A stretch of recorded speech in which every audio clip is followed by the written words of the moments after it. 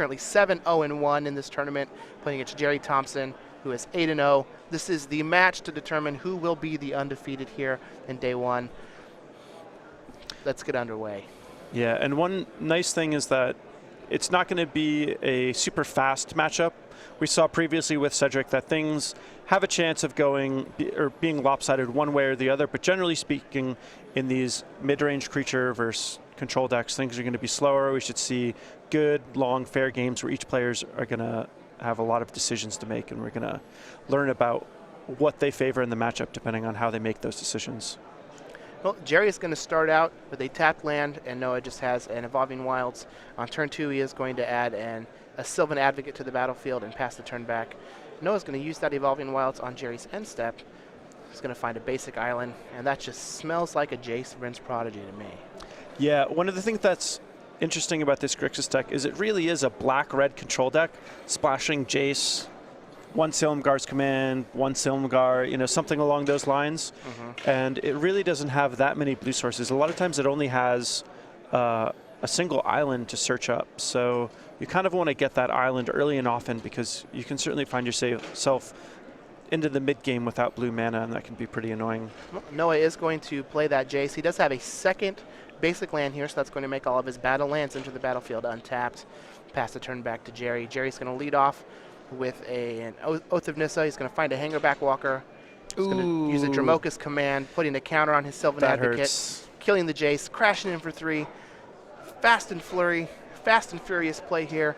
But in the end, Gerry's going to be at a pretty big advantage and pass the turn back to Noah. The green-white tokens deck, it really doesn't have that many removal spells in it. And we've seen a few times the Grixis deck play a turn 2 Jace, and it just seems like it always gets answered. Yeah, it's like pretty statistically improbable, but really good for the green-white players.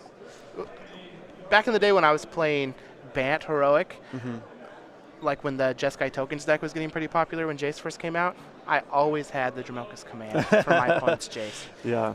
Noah's going to transgress the mind here. He's going to see an Archangel Avacyn, Hangerback Walker, a basic land, and a Gideon ally of Zendikar. He's going to take the Gideon, play a Foreboding Ruins, and pass the turn back to Gerry. And Noah has a lot of spot removal in his main deck, so the Avacyn is likely going to be a card that he can easily answer later on down the line. Gideon, on the other hand, much more difficult to deal with, so I like that Noah is taking the Gideon. Gerry is just going to crash in for 3 with that Sylvan Advocate, bringing Noah down to 14. Play his 4th land, Hangerback Walker with 2 counters on it here. Noah is going to have a Smoldering Marsh and a copy of Kalitas. This is going to stop that Hangerback Walker from doing anything crazy, but it looks like Gerry just picked up another copy of Dromoka's Command, which is going to allow him to take care of that Kalitas with his Sylvan Advocate, and this could be real bad for Noah. Yeah, another thing that Gerry might do is just make his Hangerback Walker into a 3/3, and then Dromoka's Command fight, just to get the Hangerback Walker bigger. The +1/+1 counter on the Hangerback Walker is probably worth a little bit more than the Sylvan Advocate. But either way, this Dromoka's Command is a great top deck. So he's going to use the Dromoka's Command, put a counter on the Sylvan Advocate, fight it against the Kalitas. Noah is going to gain 3 life and go up to 17 from the fight. Yeah, but he's just going to get whacked again. I wonder if this means that Gerry has another play and doesn't have a mana to activate his Hangerback Walker, which seems to be the case. So Gerry's just going to attack for 6. It's going to bring Noah down to 11, deploy another Hangerback Walker, X = 1. And this is a great board state for Gerry because he's quite resilient against both Languish and Radiant Flames. These Grixis decks usually don't have Languish, but Gerry being safe against it in addition to the Radiant Flames is nice, and Noah's going to have a hard time answering this board. What Noah would really like is probably just another Kalitas. Yeah. Or Goblin Dark Dwellers would be good too. Man, that second Dromoka's Command was real backbreaking. Yeah. Well, Ruinous Path is going to take care of the Sylvan Advocate. It's going to pass the turn back to Gerry. If he can hit a land here, it turns on that Archangel Avacyn that's in his hand. Even if he doesn't, he has these Hangerback Walkers so he can either level or just keep crashing in. Noah is down to 11. Yeah, Gerry's in the ideal situation where if he draws a land, that's good, and if he draws a spell, that's good, and that's always a good place to be. Must be nice, Gerry Thompson. Yeah, must be nice to be Gerry Thompson. That is true. So let's see what Gerry's going to decide to do here on his turn. It doesn't look like he has a land, otherwise he probably would have just slammed it. We just got another Sylvan Advocate. And he's just going to pass the turn, Level up those planning walkers. to level his hangerback walkers. And I'm a little surprised that Gerry didn't just do it on his turn or during his opponent's upkeep. Noah just has a 6 land, going to play a Kalitas and a Jace, pass the turn back to Gerry. And did Gerry... Oh, never mind. I see what Gerry He leveled did. up both. Yeah, he leveled up both. He just did it with one die. Yeah. Tricky, tricky, tricky. 1 went to 2, 1 went to 3. Yeah. Just going to shortcut, throw everybody off. Yep. Gerry Thompson, the Confuser, that'd be his Planeswalker. So this Kalitas is a really good top deck for Noah. It's going to help him battle back into this game, and the Jace is going to help with it also. And this is the situation that Grixis can put the green-white tokens in that's kind of tough for the green-white tokens player to play out of, is if Noah draws more of his threats and you know, gets any of them to stick, almost all of Noah's threats are really hard for Gerry to deal with. And we're going to really see that come to bear in this scenario. Looks like Gerry picked up a copy of Gideon, Ally of Zendikar. So he has a couple options here. He can just make an emblem and pump some of his creatures up. He also can just make a knight. It looks like he's going to make an emblem. He's going to attack with his 4/4 Hangerback Walker. Noah's going to take it down to 7, and here he gets to untap with Jace and Kalitas. So this could be very, very good for Noah if he's able to use a couple removal spells to take care of those Hangerback Walkers while he can. They will be exiled, so they're not going to get a trigger. Dark Petition is going to allow him to with go Spell Mastery. with This could be a Spell Mastery. Languish. Does Noah have a Languish in his deck? It looks like he does not have a Languish in his main. Oh man, it'd be so good here. I wish he had it. Languish would be very good here. So I wonder what he got. He might have just gotten Kolaghan's Command is going to kill an a artifact and a command creature. yeah, that's really good. good. That's going to get rid of the 4/4 Hangerback Walker. It's going to make Gerry discard his copy of Archangel Avacyn. He is going to get a 2/2 zombie. Oh, and he couldn't kill both because of the emblem. I almost missed that. So he can't crash in with this Kalitas just yet, but he does have that Jace back on defense, so he can block and then activate it if he needs to. And if Gerry doesn't draw a removal spell right now, I think that Noah has a very good chance of running away with the game.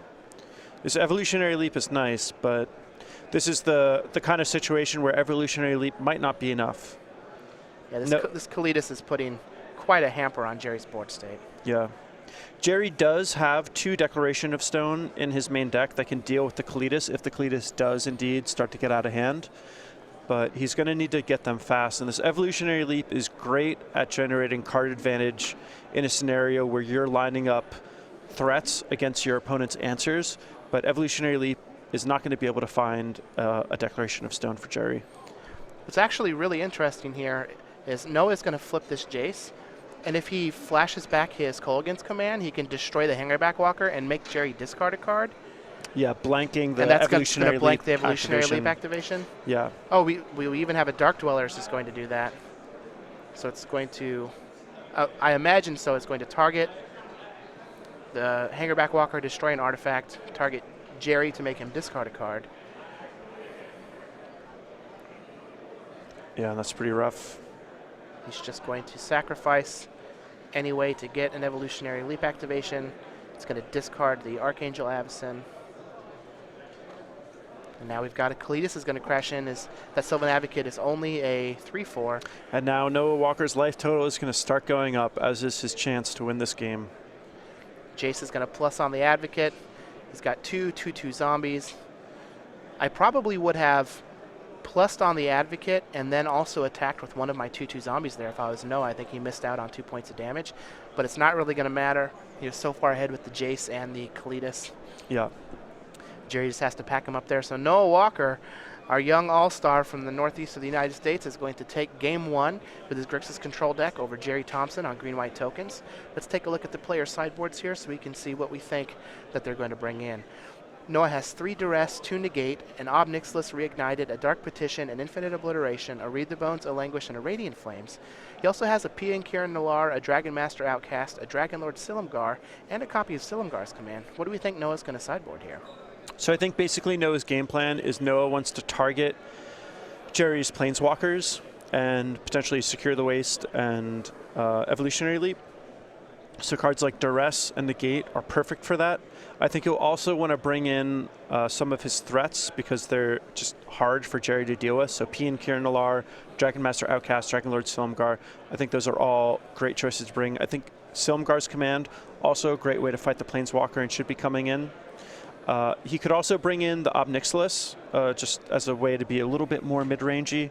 It can be nice because it's, you know, sometimes Noah's 2-mana removal lines up awkwardly against Gerry's threats, and Ob Nixilis can just kill any creature, which is pretty valuable. So those are the cards that I think will be coming in. He could bring in the Languish and the Radiant Flames, but again, I think the fight is going to be mostly over the sources of tokens, not the tokens themselves.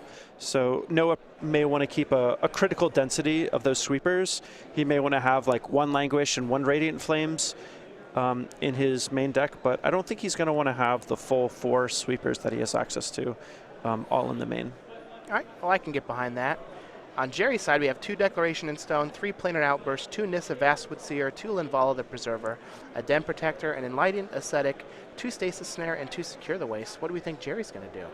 So I think Virulent Plague is going to be something that is on Gerry's radar, and Enlightened Ascetic may be a card that he brings in exactly for this sort of scenario. So I think that he's going to bring that in, but the other cards that I think he'll bring in are Den Protector, just to be a little more mid-rangey, generate some card advantage, Nissa for the same reason, and he's probably going to change 2 of those Dromoka's commands into Declaration in Stones, and change his Dromoka's command, or his 4 Dromoka's commands into 2 Declaration Stones and 2 Stasis Snare, just so that he has better ways to kill cards like Kalidas and Dragon Lord Silumgar. Well, I can definitely understand all of those. Some of these sideboards are pretty teched out, and if you want to get the latest technology for your upcoming Standard, Modern, or Legacy tournament, you can subscribe absolutely free to the StarCityGames.com newsletter. This is your source for Magic the Gathering news. Yeah, I've pitched in a little bit to write some content for the newsletter, and I think Craig Krempels is doing it right now, so you get to see not only some of the best Magic players, but also some of the best Magic commentators. So definitely a great source to kind of keep up to date with things if you only tune in to this, Magic streams every once in a while. This is a good way to just get all the highlights. Yep, you can get the latest on the SCG Tour, watch the SCG Tour Match of the Week, receive exclusive deck lists and advice, catch up on all the event results. You can read an exclusive cardboard crack comic, and it's absolutely free to sign up. Go.starcitygames.com/newsletter to sign up for the newsletter. It's your source for Magic the Gathering news. So one thing that's a little interesting about Gerry's deck is he also has Secure the Wastes in his sideboard, which I think that he would bring in, but he really doesn't have that many things to take out. So I wonder if he's doing something like taking out all of his Archangel Avacins, or if maybe he's not bringing in the Secure the Wastes in this matchup. But if you're not bringing Secure the Wastes in this matchup, I kind of wonder what it's like in your sideboard for. Now, when I was trying to learn how to play this green-white deck, didn't have the benefit of like a sideboard guide, so I was just trying some things out. Dude, while I was you should have called me up. Well, I didn't know you were on this deck. Now I know. I will hit you up. Yeah. But is Oath of Nissa a card that you ever cut? Never. Never? Well, I cut it against the mono white aggressive decks. Okay, because I found that a lot of the times I had all these cards that I wanted to bring in and wasn't sure exactly what I wanted to cut. So I was just like shaving an Oath of Nissa most of the time, and it always felt wrong. Yeah, I mean, would you ever trim a Ponder? Absolutely. From your Legacy deck? Yeah. When? I mean, if I don't have a lot of cards that I'm like, if I'm not bringing in a bunch of singletons that I want to try and find or high impact cards in the match, then yes. Like if my deck is just like all awesome stuff, then I'm perfectly fine cutting some Ponders. And that was the idea behind shaving one of the Oath of Nissas. It's like I can see myself cutting Ponders Sometimes I'm not like bringing in like some really specific hate cards for these matchups. I'm just basically making my deck better with cards that interact with my opponent, and they just kind of all do the same thing. So shaving an Oath of Nissa felt like it was okay when I was rationalizing it to myself, but playing the games, it felt like it was wrong not having it. Yeah, I can certainly understand why you may want to trim them, because they do just basically cycle, but they're pretty important for making it so that you can have and cast your Planeswalkers on time, which are basically the best things that you can do in the matchup. Also, you have so few 2-drops by having Oath of Nissa, it just means that you're going to have them more often. So for me, I feel like Oath of Nissa is a pretty important part of the deck to make it so that you can just legitimately curve a 2-drop into like a 5 and a 6 mana play. And I think without Oath of Nissa, it's so likely that things just don't curve out the way you want them to. So now, I also didn't understand just how important Gideon was going to be in the format. yeah. And from like playing the games, it became blatantly obvious that Gideon battles are a real thing. Yeah, you just want Gideon on turn 4 as often as possible. And having access to more Gideons is just better. Yeah, and Oath of Nissa is basically that. So you mentioned something about cutting Archangel Avacyn's in this matchup. I could definitely potentially see that, and hopefully we'll get to see some action here in this game. Both players are going to start out very quickly. Gerry has a Hangerback Walker. Noah has Jace on 2. Again. And like we said before, this texture is much different than if you would have played a Sylvan Advocate on 2 instead of a Hangerback Walker.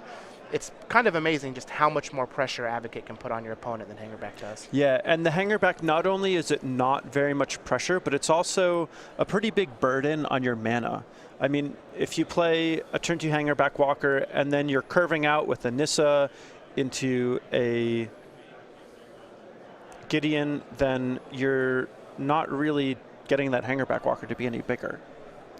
Well, it looks like Gerry's just going to play a face-up Den Protector, level up his Hangerback Walker, pass back to Noah. Noah's going to read the bones. He's going to lose 2, go down to 18. He's going to be able to scry 2 cards and then draw those 2 cards. Looks like he's going to bottom both. He's going to pick up 2 fresh ones. Just going to pass the turn back to Gerry. And I wonder if Gerry has something like a Gideon to make an emblem here.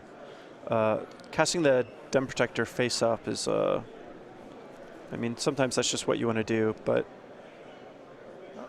Looks like we're going to go ahead and just play a Gideon after attacking for 4. We're going to make a Knight ally. Noah's going to drop down to 14. He's going to loot on Gerry's end step with that Jace Rinse Prodigy.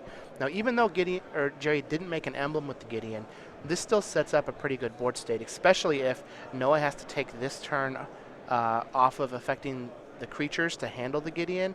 If Gerry has something like a Gideon or a Nissa for next turn to pump his team or make an emblem, that could be a lot of damage coming Noah's way. Yeah, for sure. The face-up Den Protector makes me think that Gerry is looking to go wide, and that's likely going to be paired with some sort of emblem or Nissa minus. All right, well, here we have a Ruinous Path is going to take care of that Gideon. And I say it over and over again, but this is why I like to make an emblem with Gideon often, because if there's any chance that it's going to die, that's one of the most valuable things you can do. Well, if he has another Gideon here, it's still pretty good to have that 2/2. An emblem is going to put 9 damage in play. Yeah, that 2/2 Knight, though, it's 2 power and toughness on the board. An emblem would be the same thing, except for it would also add it to anything else that's played in the future. Gerry's just going to attack for 6, bring Noah down to 8, and then pass the turn with 5 mana available. I wonder what that could mean. It could be anything. It could be anything. It could be a boat. It's probably just going to be a Secure the Waste or an Archangel Avacyn. But let's wait and find out. Yeah. The more likely thing is Avacyn. Secure the Wastes for 4. It's fine. I'd even say it's good in this matchup, but it's always better if Secure the Waste is just the last card in your hand. You can get it to be as big as possible. Noah's going to discard a Dragon Master Outcast to that Jace. It's important to note that we have Read the Bones and Outcast are the cards that have been discarded to Jace. So Noah is either looking for lands or just doesn't, only has, 1 or so in his hand, and he feels like he can't afford to discard it.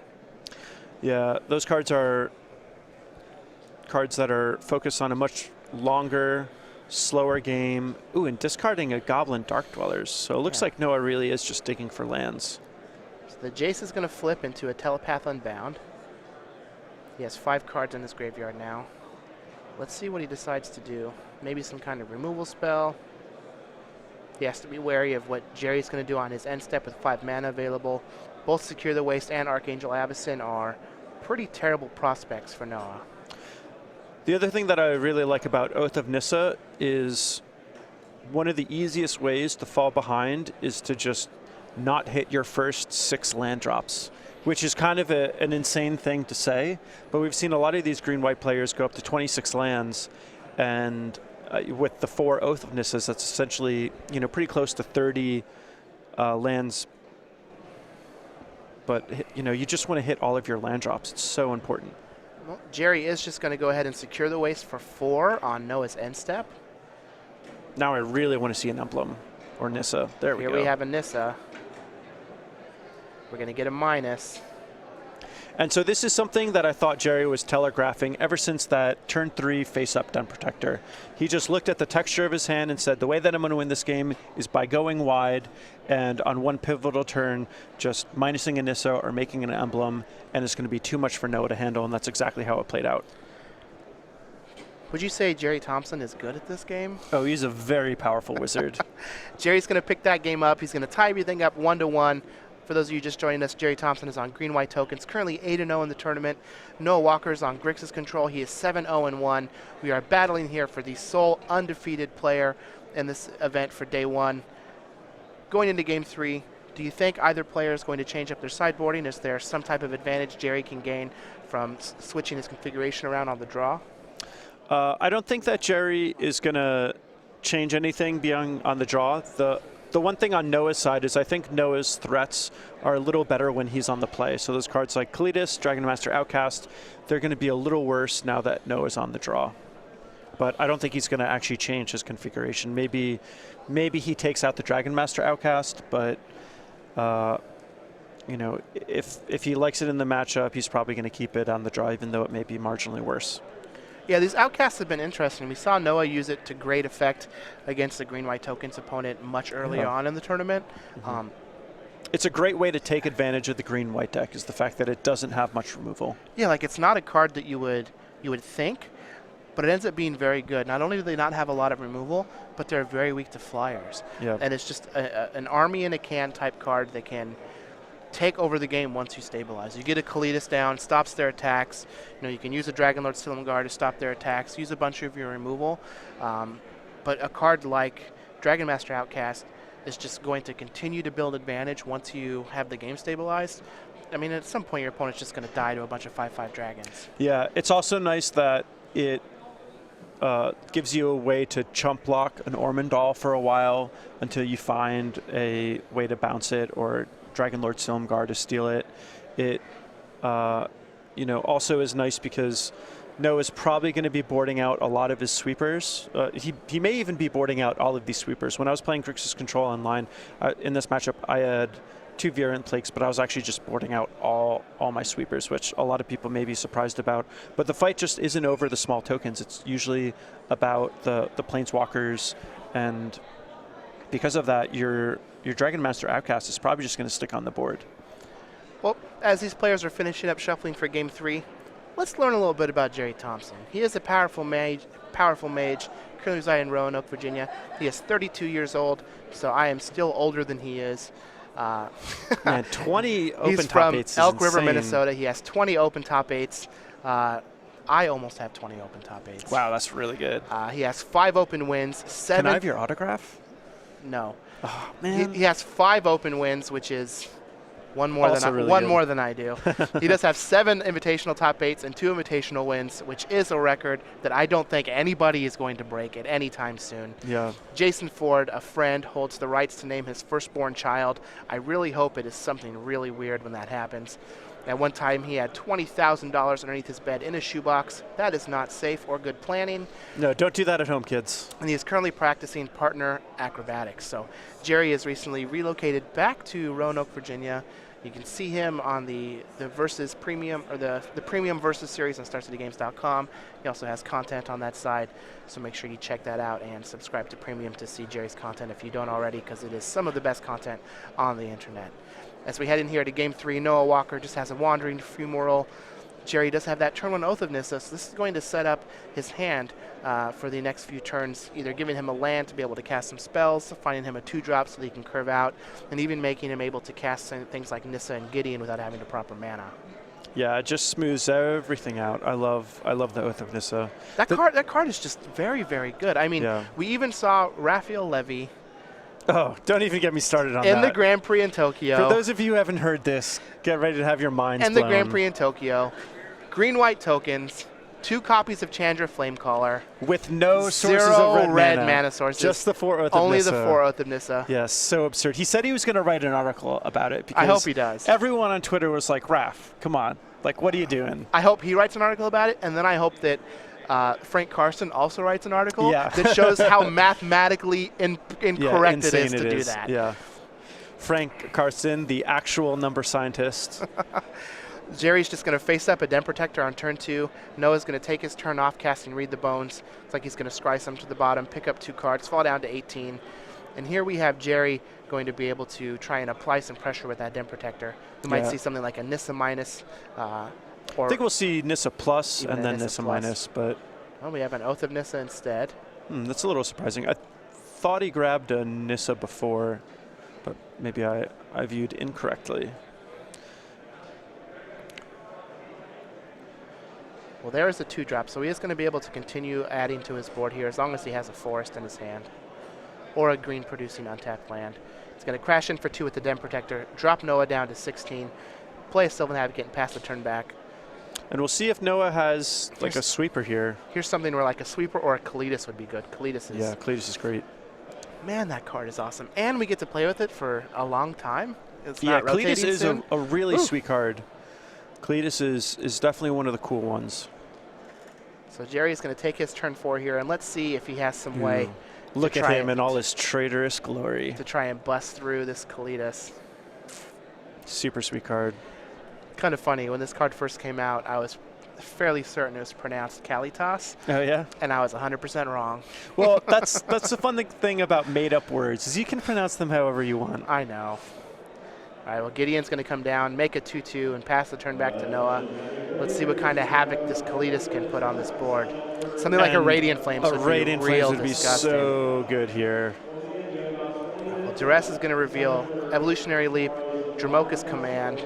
So if Noah doesn't have a way to deal with this Kalitas, I think he's priced into taking the Dromoka's Command. Kalitas plussing to become a creature and then fighting the Kalitas is super nice also because Kalitas prevents Gideon prevents all damage to himself while he's a creature, and so Noah wouldn't even get the life gain from the fight. Got to secure the waste along with the planes. So let's see what Noah takes. It might be tempting to take that Evolutionary Leap. Evolutionary Leap. Yeah. But getting Dromoka's Command out of there is going to be one way to make sure that Kalitas sticks around. Yeah, secure the waste is even a problem too. Basically, all of these cards are kind of a big pain in the butt for Noah Walker. He's going to take Dromoka's Command. If we have something like a Radiant Flames here, that would be insane. Yeah. We just got a Jace and a pass. And like I said, Noah has access to 4 sweepers, not including Chandra. And I think there's a good chance he has somewhere between 1 and 3 in his deck, but I don't think he has the full 4. Ooh, Gerry that picked was a up a great copy top of Declaration in Stone. That's the problem with discard spells. You make them discard a card, and they're just going to draw another one right away. Oh, yeah. I can't tell you how many times I have had Xenagos discarded out of my hand from Thoughtseize and then drawn one off the top of my deck. Yep. Gideon is the exact same way. I think it's something about 4 mana Planeswalkers and pivotal removal spells. So Declaration's going to get rid of that Kalitas. Gerry's going to be able to activate his Gideon, crash in for 11 points of damage here, and leave a green mana available for that Evolutionary Leap to get some value if Noah happens to have a removal spell. So this went from pretty good to looking bad for Gerry, and now back to being completely awesome. And typically for these control decks, they can rely on something like Languish or some other sweeper to catch them up when they fall behind. But the problem with this green-white tokens deck is the combination of creature and non-creature threats mean that the sweepers just aren't that good, and Noah has to try to, one-for-one things as they hit the board. And if he ever misses a beat, or something goes not according to plan, he could find himself in one of these really tough spots where it's unclear how he can even get out of it. Well, Noah's going to cash in his clue. He's going to take 11 points of damage down to 5. He does have that Jace, Rinse Prodigy on the battlefield. Not sure what he's going to be able to find at this point. He's looking for something probably like Radiant Flames into Anguished Unmaking or Ruinous Path. So, well, we've got a Dark Dwellers on a Ruinous Path. That's going to take care of the Gideon. And that does stabilize the board. He's probably not going to die this turn. But he does have to worry about going to 1. But this could be the start of a comeback. We'll have to see. Oh, Gerry just drew another declaration dude, off the come top. on, Gerry. Oh, man. We wanted a little more of a match than that. Someone's got to go over and tell him to put that card back on top of his library, shuffle it up, and draw a different one. Well, Gerry Thompson on the back of 2 top deck declaration in stones. Yeah, real good top decks. Is going to take this match 2-1 over Noah Walker. He's going to go to 9-0 on the day, undefeated. Pretty good. I have to say he's the favorite to top 8 this event now. Yeah. Of anybody that's still alive. Were we saying this at one of the other events that we were commentating? And then he didn't top 8. And then he didn't top 8? Absolutely. You better not curse him. It was a modern tournament. He was playing the Grixis deck. Yeah, if he doesn't top 8, you're to blame. And I'm going to tell him about it. Please don't do that. Oh, he is not going to like you anymore. I'm sure he'll know. Well, hopefully we get another match. That one kind of finished earlier than I was ready for it to. I really want. A little premature. Yeah, Noah was in a tough spot, but I really thought that there were a few good turns left in that game. So, oh well. Well, Noah's going to fall to 7-1-1. Still a very good record. Yep, still great. A great shot to try and top 8 this event. Can't fault him for losing to Gerry Thompson, one of the the all-time greats here on the SCG Tour. Yeah. In addition to that, Noah navigated that game as well as he could, but you can't control the top